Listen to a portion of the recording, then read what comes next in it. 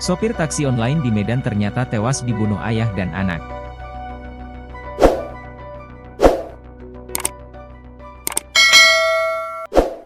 Sopir taksi online bernama Michael Frederick Pakpahan, 25, di kota Medan, Sumatera Utara, ternyata tewas dibunuh ayah anak Kasranik, 50, dan Agung Pradana, 24.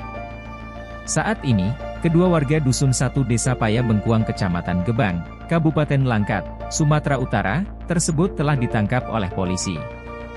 Motif pembunuhan tersebut adalah Kasranik ingin mencarikan pekerjaan untuk Agung Pradana. Mereka merancang aksinya dengan mencuri mobil milik sopir taksi online, yang rencananya akan digunakan sebagai kendaraan travel. Kapolrestabes Medan Kombes Pol Gideon Arif Setiawan mengatakan kedua tersangka bertemu di sebuah warung kopi pada Rabu, 2 April 2025.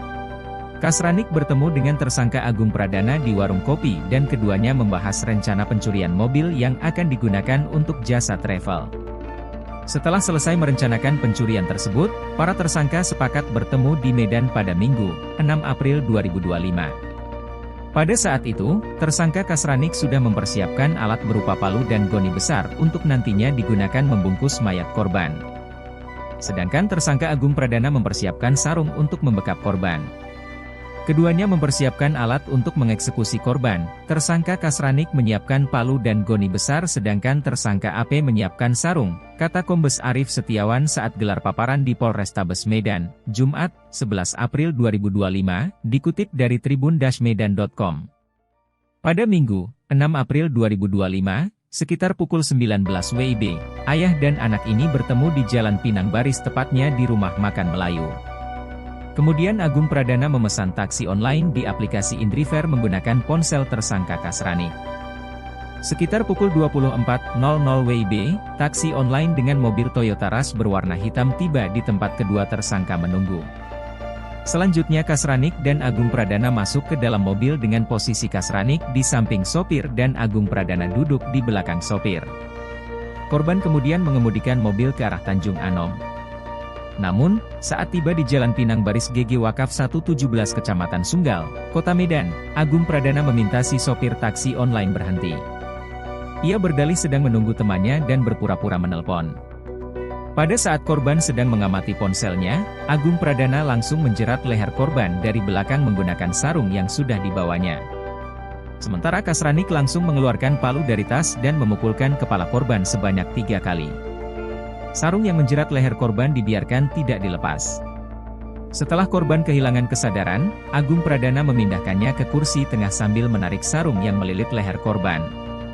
Selanjutnya tersangka Agung Pradana pindah ke kursi supir dan mengendarai mobil tersebut menuju arah Gebang untuk membuang mayat korban, ujar Gideon. Sekitar pukul 3 WIB saat tiba di daerah Gebang Kelantan, tersangka menghentikan kendaraannya dan menurunkan korban dari mobil agar dapat memasukkan korban ke dalam karung goni, sarung yang ni. Setelah membuang tubuh korban, para tersangka menuju Kuala dan bersembunyi di rumah adik tersangka Kasranik sekira pukul 6 waktu Indonesia Barat. Kedua tersangka membersihkan mobil dengan membuka plat nomor mobil dan menyimpan barang-barang korban di rumah adik tersangka. Pada Senin, 7 April 2025, sekira pukul 16 WIB, tersangka Kasranik pulang ke rumah yang berada di Marelan menggunakan angkot. Sementara itu, Agung Pradana berangkat menuju Tanjung Pura dan pada hari Selasa, 8 April 2025, sekira pukul 20 waktu Indonesia Barat. Tersangka Kasranik dijemput oleh tersangka Agung Pradana di Marelan untuk berangkat ke Kabanjahe, Kabupaten Tanah Karo menggunakan mobil milik korban. Mayat korban ditemukan oleh warga di Dusun 8 Kelantan Luar Desa Pasar Rawa Kecamatan Gebang Kabupaten Langkat, pada Rabu, 9 April 2025, sekira pukul 16 waktu Indonesia Barat. Setelah diperiksa dan dioptosi ternyata mayat tersebut bernama Michael Frederick Pakpahan, 25, katanya. Kedua tersangka berhasil ditangkap di daerah Jalan Kota Cane, Kacaribu, Kecamatan Kabanjahe, Kabupaten Karo. Motif pembunuhan mengambil barang milik korban, ujar Gideon. Tersangka kini telah ditahan di Polrestabes Medan dan terancam hukuman penjara seumur hidup. Mereka disangkakan pasal 340, 338, dan 365 KUH Pidana dengan ancaman hukuman penjara seumur hidup, tegas Gideon.